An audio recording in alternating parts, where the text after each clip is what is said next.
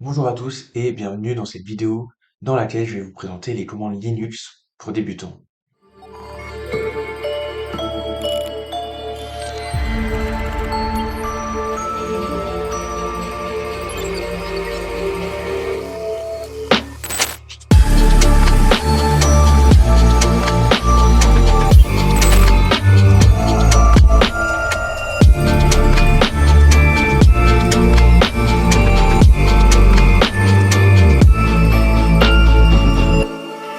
Donc Linux, comme vous le savez sûrement, est un système d'exploitation, donc comme Windows ou comme macOS, mais un système qui est plus de niche, qui est préféré par les informaticiens, ceux qui aiment un petit peu bidouiller et faire notamment des choses en ligne de commande.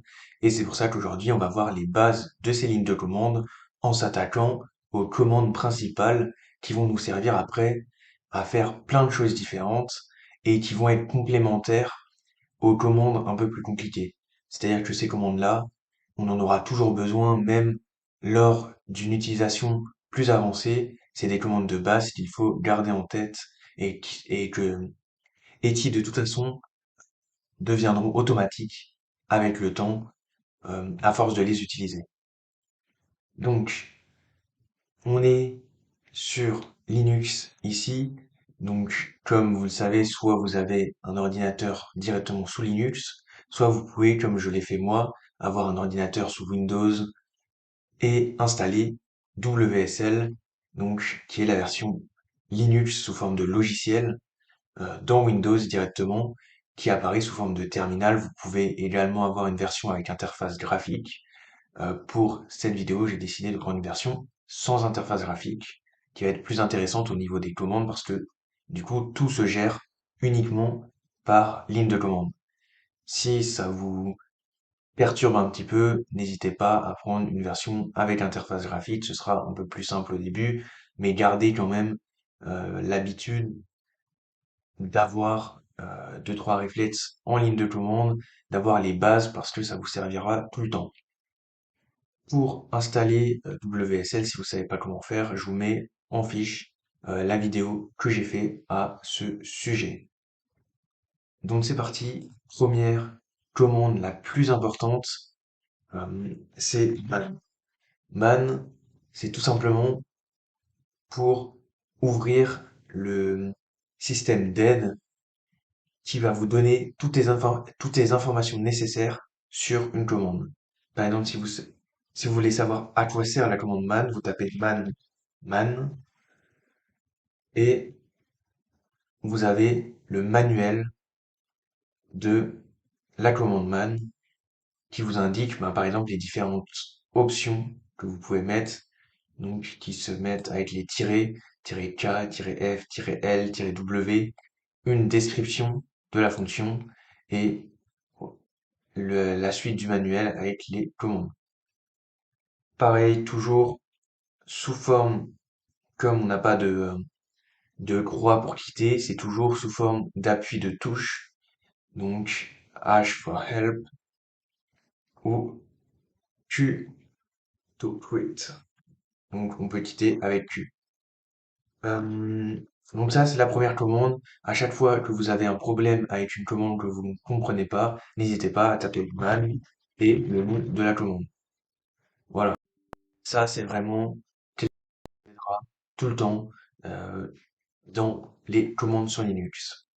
Maintenant, la deuxième commande primordiale, c'est ls. ls, ça permet de voir tout ce qu'il y a dans le répertoire courant, donc le répertoire dans lequel vous vous situez dans le terminal. Donc vous pouvez voir les dossiers, les fichiers.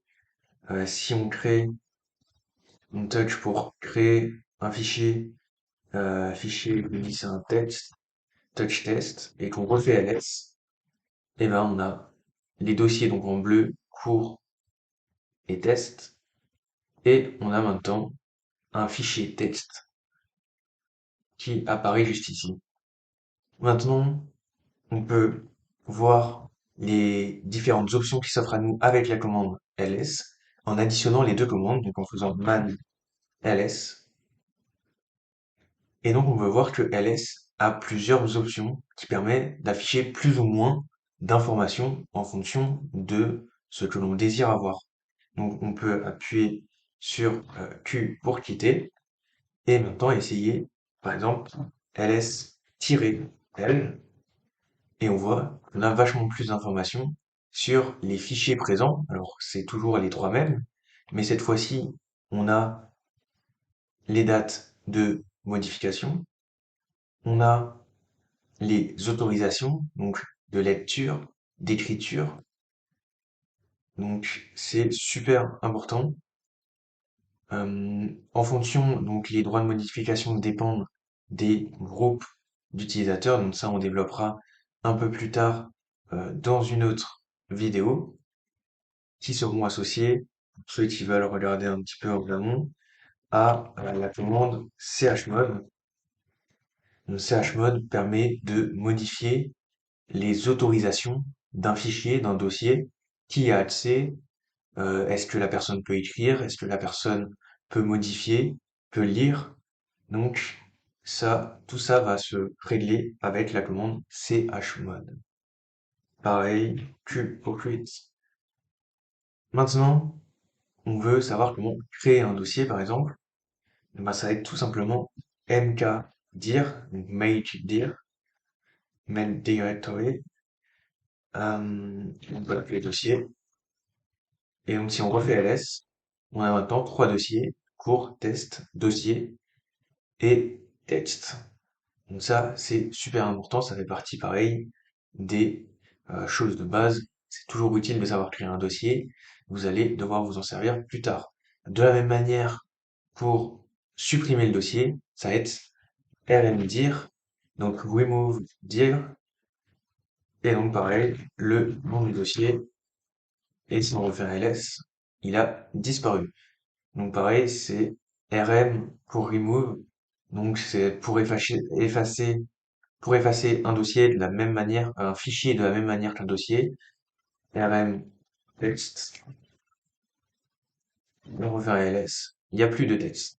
Donc, faut quand même faire attention à comment on utilise rm. Il y a des avertissements si vous supprimez, si vous risquez de supprimer des choses importantes. Par contre, de la même manière que les autres, vous avez des options supplémentaires. Donc, en faisant man rm, vous pouvez en avoir un aperçu. Et il y a par exemple le rm-f qui permet de forcer euh, la suppression, donc à utiliser avec parcimonie, parce que dans ce cas-là, vous n'aurez pas de message d'alerte. Donc si par exemple vous supprimez un dossier qui contient 140 dossiers dedans et toutes vos photos de vacances, il sera supprimé d'un seul coup. Donc le RM-F est à utiliser de manière très raisonnable et avec prudence. Voilà. Une autre commande importante, PWD. PWD, ça permet d'afficher le répertoire courant. C'est-à-dire que là, avec ls, on peut voir tous les dossiers qui sont dans le dossier dans lequel on est. Là, ça permet de voir dans quel dossier on se situe. Est-ce qu'on est à la racine du système? Est-ce qu'on est dans le dossier utilisateur? Donc home, c'est le dossier qui contient les dossiers des utilisateurs, et donc gab, c'est mon dossier utilisateur. Donc je suis bien là où je devrais être, donc dans mon dossier utilisateur. Sachant que une autre commande importante, c'est cd pour se déplacer dans les dossiers. Et si, par exemple, on va à la racine, donc cd slash, on va se retrouver donc à la racine du système. Donc si on fait pwd, on voit, voilà, slash, donc on est vraiment à la racine dans le dossier principal, dans le dossier source du système d'exploitation et dans lequel on trouve tous ces, toutes ces, tous ces dossiers qui contiennent donc les bases du système d'exploitation. Et on peut rentrer dans ces dossiers individuellement, par exemple en faisant cd bin, on rentre dans le dossier bin, donc ça l'affiche ici, et si on n'est pas sûr, on peut toujours faire pwd qui nous affiche la totalité du chemin, donc, qui est là seulement bin, mais qui pourrait être plus long si on était descendu dans l'architecture.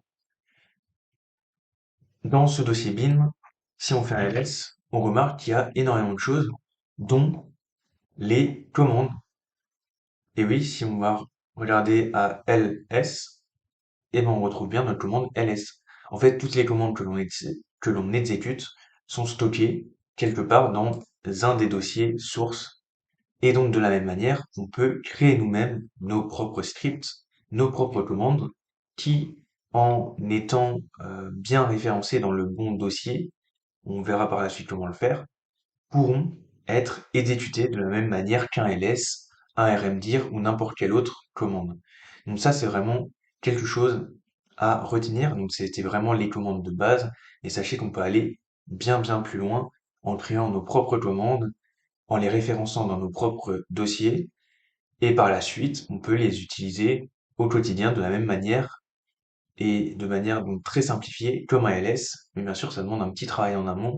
Si c'est quelque chose qui vous intéresse, je vous invite à me le dire dans les commentaires et je vous ferai des vidéos plus détaillées sur le sujet, comment créer ses propres scripts, comment raccourcir tout ce qu'on a envie de faire avec Linux pour optimiser justement le temps qu'on va mettre à exécuter certaines tâches.